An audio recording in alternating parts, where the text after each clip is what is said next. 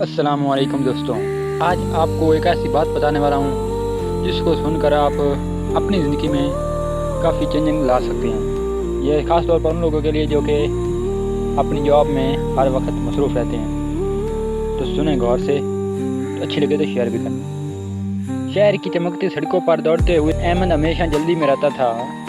صبح دفتر، شام دوست، رات موبائل اور نیٹ اور نیند کے درمیان گم زندگی۔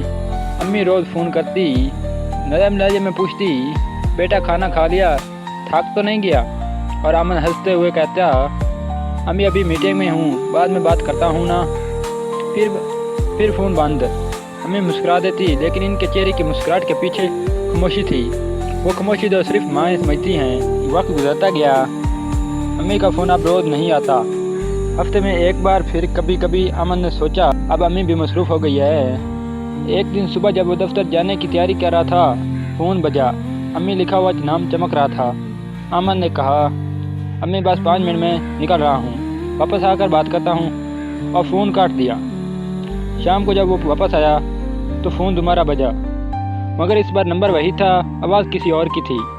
پڑوسی کی سکتی ہوئی آواز آئی، بیٹا تمہاری امی آج خاموش ہو گئی۔ احمد کے ہاتھوں سے فون چھوٹ گیا، کمر خاموش ہو گیا، صرف دل کی دھڑکن سنائی دے رہی تھی، اور یاد آ رہی تھی وہی بات، امی بعد میں بات کرتا ہوں۔ اب کوئی فون نہیں کرتا، اب کوئی نہیں پوچھتا کھانا کھایا یا تھکے ہوئے ہو۔ بس احمد کے دل میں ایک ہی آواز گونجتی رہے، کاش اس دن میں بات کر لیتا۔ آخر میں صرف دل کی دھڑکن اور خاموشی رہتی ہے۔ تو دوستوں، یہی ایک سبق اندوز کہانی، امید ہے آپ کو اچھی لگی ہوگی۔ تو دوستوں کے ساتھ ضرور شیئر کرنا۔ تو بھائی کے دیجیے اجازت، اللہ حافظ۔